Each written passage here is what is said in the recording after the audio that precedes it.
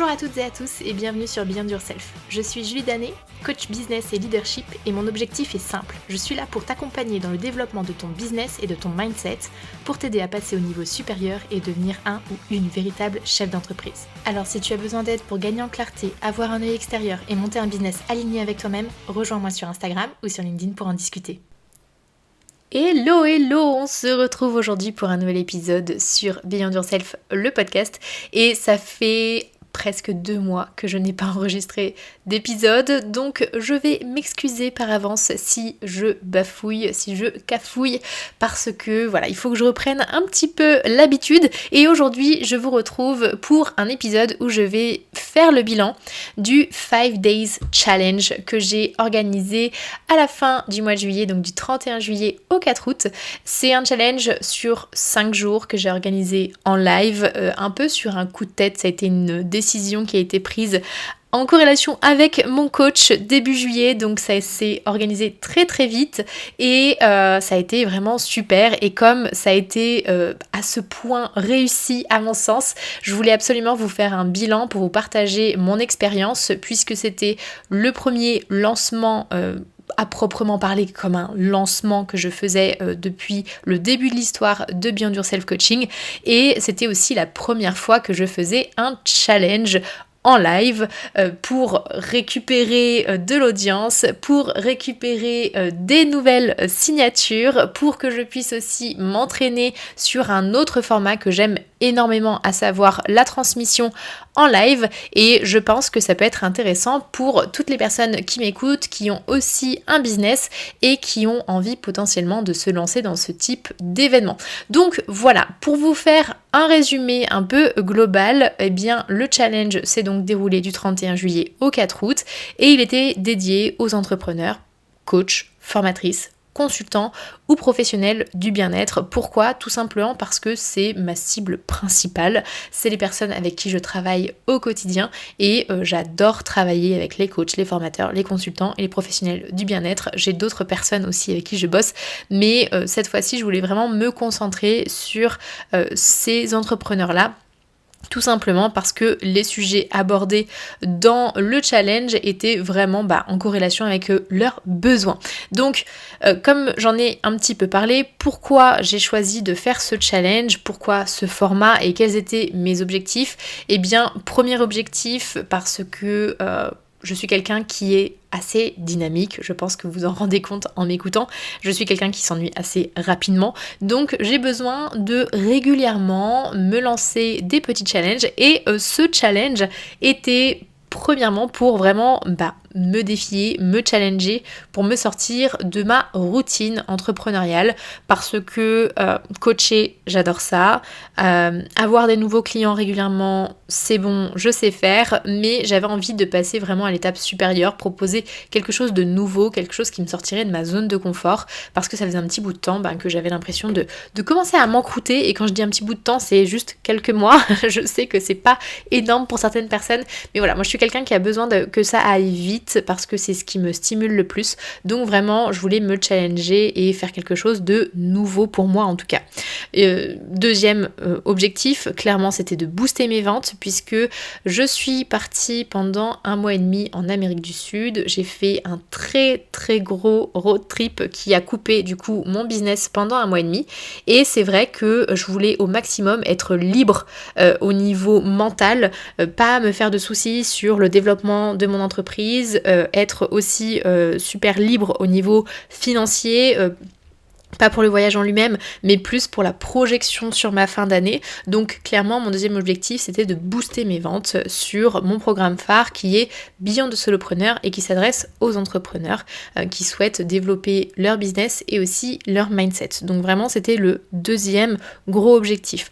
Mon troisième objectif, c'était de proposer quelque chose de nouveau chez Beyond Yourself Coaching, comme je l'ai dit tout à l'heure, mais aussi sur le marché, parce que je me suis rendu compte que le format challenge, c'est quelque chose qu'on peut retrouver de manière un peu régulière, mais le côté en live tous les jours, c'est quelque chose qu'on voit peu ou pas du tout. En tout cas, moi je suis pas la reine des benchmarks, j'aime pas trop ça, mais j'ai l'impression en tout cas que ça ne se fait pas beaucoup sur le marché. Donc voilà, je voulais vraiment proposer quelque chose de nouveau pour mon entreprise, mais aussi ce qui pouvait se démarquer sur le marché des entrepreneurs. Et quatrième objectif, c'était aussi de sortir du freebie classique qui, à mes yeux, n'a plus du tout la cote sur le marché. Moi, la première, quand je suis arrivée sur le marché de l'entrepreneuriat, les freebies, c'était vraiment le truc incontournable, etc. Je ne suis pas convaincue du tout personnellement de l'efficacité de ces choses-là pour le parti très marketing et très vente. Donc, je voulais vraiment sortir des clous là-dessus et proposer quelque chose qui soit un peu plus innovant, en tout cas sur moi, ce que je proposais jusqu'ici. Et pour moi, au niveau du format, c'était vraiment un indispensable que je fasse du live parce que je voulais être au contact direct des participants, parce que c'est quelque chose qui est important pour moi et parce que je sais aussi que je vais avoir un impact qui est beaucoup plus fort quand je suis en face des personnes. Et quand je parle d'impact, c'est pas uniquement impact pour convertir en vente, mais c'est plus avoir un impact, créer des déclics chez la personne en face, qu'elle puisse vraiment réfléchir à ce qui se passe dans sa tête, à ce qui se passe dans son business. Et pour moi, c'était indispensable que j'ai cet impact-là chez les personnes. Oui, j'avais un attrait vente derrière, bien entendu. On n'est pas là pour créer une association, qu'on se le dise bien. Donc je suis pas là pour le plaisir. Je suis là pour vendre mes services. Mais pour moi, c'était indispensable vraiment d'avoir quelque chose qui apporterait de la valeur aux personnes qui s'inscriraient, parce que tout ce qui est challenge, freebie en tout genre, qui sont full bullshit, promettre des trucs et finalement quand tu regardes, c'est un carrousel Instagram un peu amélioré pour du live ou pour un replay. Moi, c'était hors de question que je propose quelque chose comme ça, donc je voulais absolument que les personnes qui s'inscrivent, qu'elles soient clientes ou pas par la suite, elles aient quelque chose avec lesquelles elles allaient repartir, sur lesquelles elles allaient pouvoir mûrir, travailler, grandir. Donc ça me permettait vraiment aussi de me démarquer sur le marché et de proposer un format qui soit plus dynamique et qui me corresponde davantage. Donc en quoi consistait le challenge? Si tu n'as pas vu passer la chose ou que tu n'étais pas inscrit, pour te faire un résumé, c'était 5 jours de challenge en live tous les midis pour aborder pour moi 5 thèmes phares dans le monde de l'entrepreneuriat. Donc le premier jour, on a parlé de vision, on a parlé de poser ses objectifs. Le deuxième jour, on a parlé de se mettre au centre de son activité et au centre de sa vie, donc de prendre pleinement le pouvoir là-dessus. Et le troisième jour, c'était le côté un peu coup de pied aux fesses du syndrome de l'imposteur et de cette peur, de ce manque de légitimité. Le quatrième jour, c'était travail full sur le money mindset. On a parlé argent, c'était totale transparence sur ce qu'il fallait bien garder en tête. Et le cinquième jour, on parlait de posture de CEO et de prendre pleinement sa place. Donc, pour moi, c'était 5 incontournables. 5 jours où on pouvait vraiment aborder les sujets le plus en profondeur possible, puisqu'il y avait des questions qui étaient posées en direct, et pour prouver aussi l'impact finalement de tous ces aspects, j'ai demandé personnellement à une cliente par jour, donc une cliente passée ou une cliente actuelle, de venir témoigner pour parler de l'impact vraiment de ces sujets-là sur leur business et sur les résultats qu'elles pouvaient aussi avoir au bout. C'était pour moi important de faire venir témoigner parce que je veux absolument que les personnes se rendent compte que c'est du vrai, que c'est du concret et que ça permet vraiment de faire bouger les choses à partir du moment où on s'implique dans un coaching et pas que ce soit juste une idée vague de ce que ça peut nous apporter et que ce soit finalement des paroles en l'air. Donc pour moi c'était indispensable que l'une de mes clientes vienne parler pour 2-3 minutes et qu'elle puisse transposer ce que je disais dans sa propre activité sur ce qu'elle avait elle-même appliqué. Je dis elle parce qu'il n'y a que des clientes qui sont venues témoigner vu qu'il n'y a pas encore d'hommes sur mon accompagnement bilan de solopreneur. Je lance un appel, si tu es un homme, que tu es entrepreneur et que tu as envie de te faire coacher, viens m'en parler. Et pour voilà, c'était vraiment important pour moi que tous les jours j'ai un témoignage qui vienne appuyer ce que j'avançais pour que les gens comprennent à quel point ce sont des sujets qui sont importants pour eux. Et surtout, tous les jours, il y avait des actions à mener pour avancer de manière très concrète, soit sur son business, soit sur son mindset, soit sur les deux en même temps. Et c'était pour moi essentiel vraiment de proposer quelque chose de pertinent qui fait vraiment bouger pour éviter d'être passif parce qu'il n'y a que comme ça qu'on fait changer les choses. Donc tous les jours il y avait une page Notion avec des exercices à compléter, des choses à implémenter tout de suite dans son business, et il y avait aussi un groupe Facebook sur lequel tout le monde pouvait poser ses questions et aussi profiter de l'effet de masse et rencontrer des nouvelles personnes. Donc voilà un petit peu comment ça s'est déroulé. Et la dernière chose que j'ai fait aussi pour animer au mieux ce challenge, c'était d'écrire de manière individuelle à chaque personne inscrite sur le groupe Facebook pour apporter un maximum de valeur ajoutée, et c'est quelque chose qui a pas mal plu, mais je vais en reparler juste après. Pour vous donner quelques idées, mon objectif c'était d'avoir une centaine de personnes inscrites, et le nombre de signatures que je souhaitais avoir c'était 4 personnes. Voilà, donc je voulais signer 4 personnes et les résultats sont bien à la hauteur de ce que j'avais fixé, puisque j'ai eu 152 personnes inscrites. J'ai eu sur le groupe Facebook 92 personnes, donc ça représente environ 60% des inscrits sur le challenge. Et en termes de nombre de participants au live, eh bien il y avait 50 personnes. Il y a 50 personnes qui ont participé au moins une fois à un live sur toute la semaine, et en moyenne, moi de ce que j'ai constaté, c'est que chaque jour j'avais entre 20 et 25 personnes qui étaient présentes. Donc je suis super contente de ce résultat, puisque ça va au-delà de ce que je souhaitais en termes de nombre d'inscrits et même en termes de participants en live. C'est vrai que j'étais super surprise, mais de manière très positive, de voir plus d'une vingtaine de personnes présentes. Franchement, ça fait chaud au cœur. Et l'engagement en plus de ces personnes-là était vraiment bon, puisque il y a une vraie osmose qui s'est créée. Il y avait un noyau dur de participantes. C'est pareil, il n'y avait que des femmes en live. Il y avait vraiment cet échange, c'était super chaleureux, c'était super bienveillant envers moi, envers les clientes qui venaient témoigner, et envers les unes des autres. Donc franchement c'était vraiment très très cool de vivre ça. Je m'attendais pas à ce qu'il y ait une telle osmose, parce que c'est vrai que ça peut faire un petit peu peur, les gens ils peuvent avoir tendance à rester dans leur coin, et là il y avait vraiment un échange, c'était cool pour moi et c'était cool pour les participants. Donc ça c'est vraiment une super réussite à mon sens. Et par contre au contraire sur le groupe Facebook, ça a été l'engagement a été proche de nul.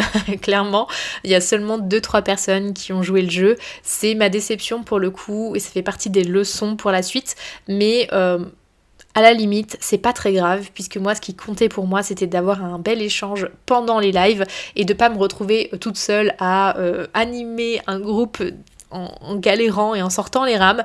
Donc franchement, c'est une belle réussite là-dessus, je n'ai aucun regret.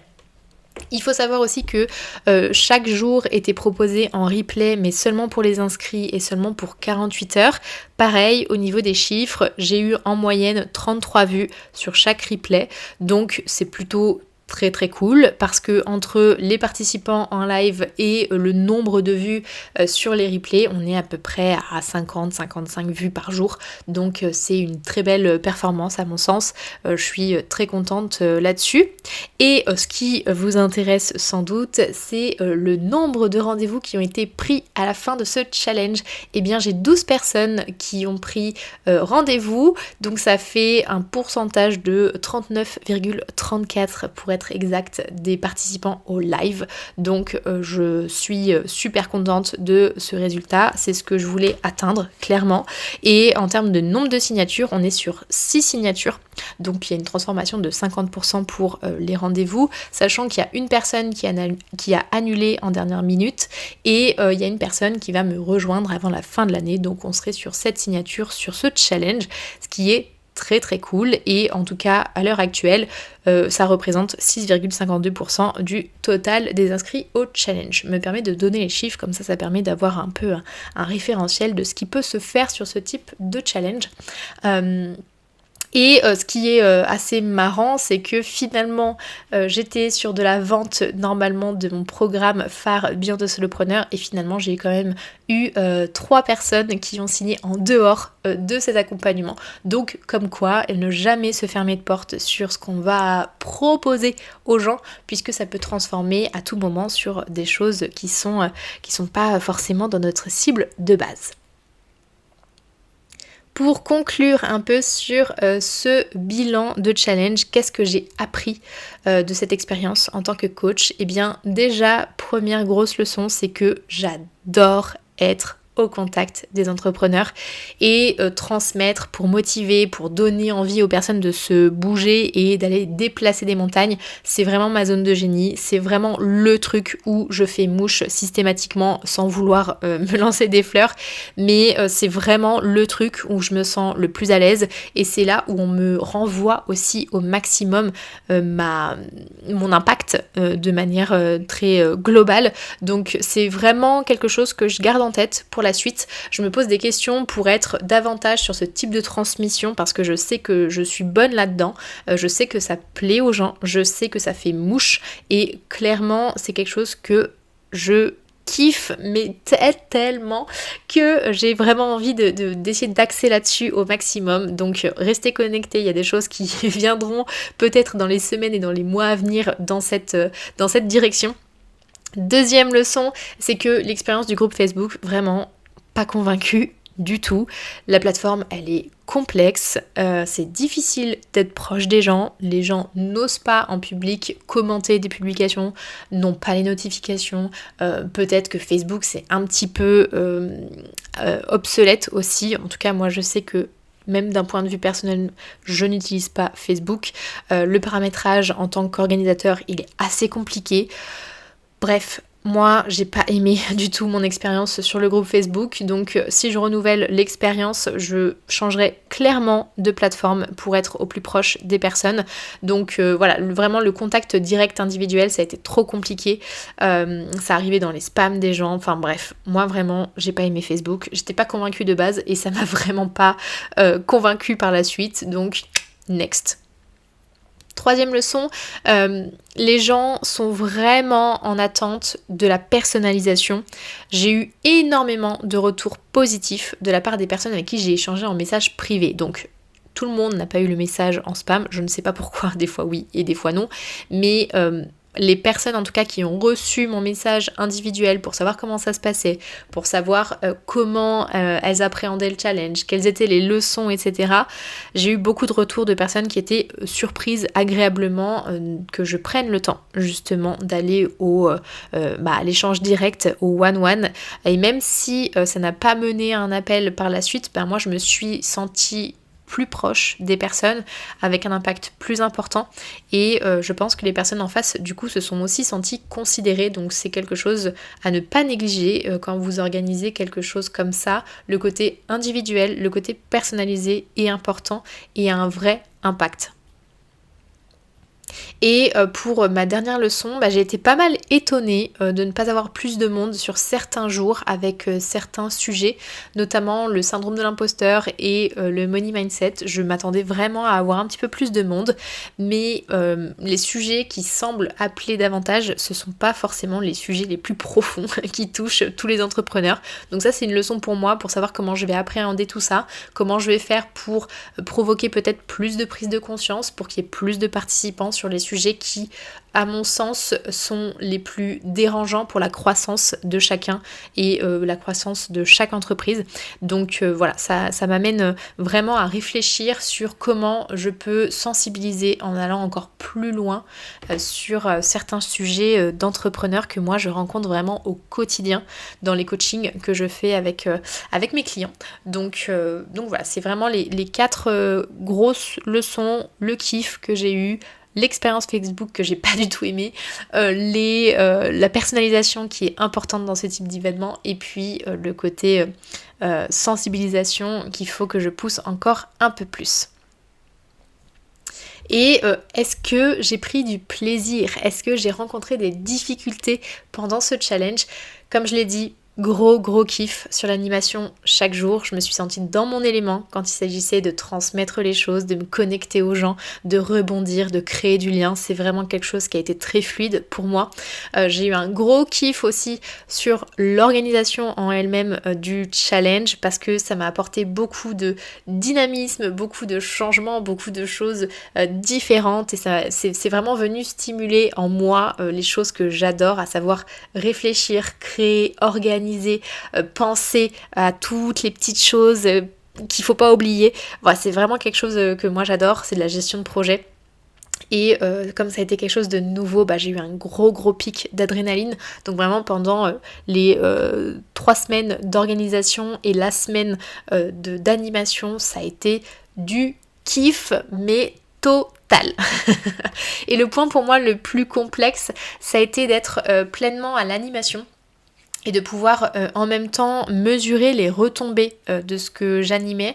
Donc au jour le jour, vous avez l'animation de chaque live, mais il y a aussi penser aux petits détails, savoir combien de personnes se sont connectées, pouvoir balancer les liens, pouvoir voir les personnes qui sont actives, celles qui sont passives, les réponses qui sont intéressantes, les réponses qui le sont moins, balancer des sondages si on veut balancer des sondages. Bref, il y a beaucoup de petites choses pendant les lives auxquelles il faut penser, et après les lives, toute la partie vraiment analyse de ce qui s'est passé, c'est pareil, c'est un indispensable.